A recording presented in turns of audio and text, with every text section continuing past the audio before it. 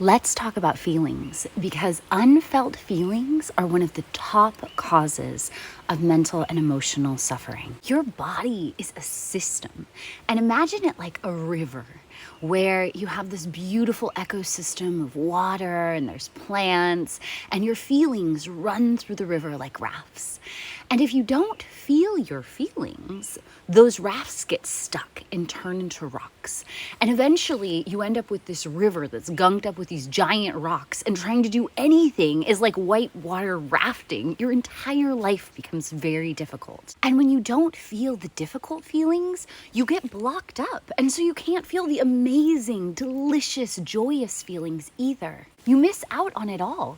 And because you're all gunked up with these giant rocks in your river, when feelings do come along, they can cause big problems. They can cause anger and explosion because it's uncomfortable and scary. You have anxiety, worrying about feeling, because who knows what's going to happen if a feeling actually breaks through your giant dam of rocks. I have massive quantities of compassion for this, because when I began my healing journey, I had a really gunked up system. My river was full of tons of rocks, and I did not feel safe to feel.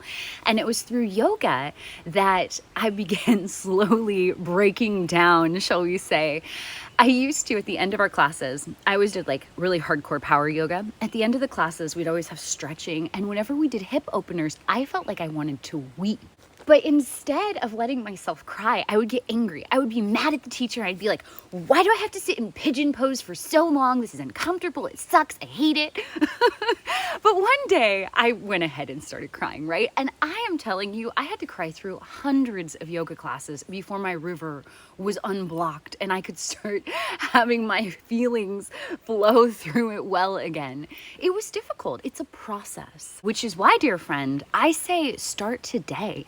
Start little by little, just taking baby pebbles out of your river. And then slowly you'll be able to tackle bigger and bigger rocks. And someday you can be a clean, clear, flowing river. You'll be able to safely feel pain and sorrow and despair. And you will also get to feel delight and ecstasy and joy and pleasure and peace.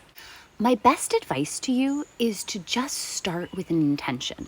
Set an intention within your own self that you're ready to start feeling your feelings at a deeper level and unclogging your system.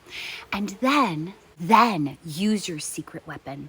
One of the most powerful tools for healing that you have is your own curiosity. So set the intention, and then when feelings come up and you recognize them, you'll be like, oh, what is that feeling? And get curious. Think, hey, how could I lean into this instead of fighting it? And see what happens. And little by little, that curiosity will open you so that you're able to feel more deeply and safely. You have got this, brave, beautiful soul. You are the medicine.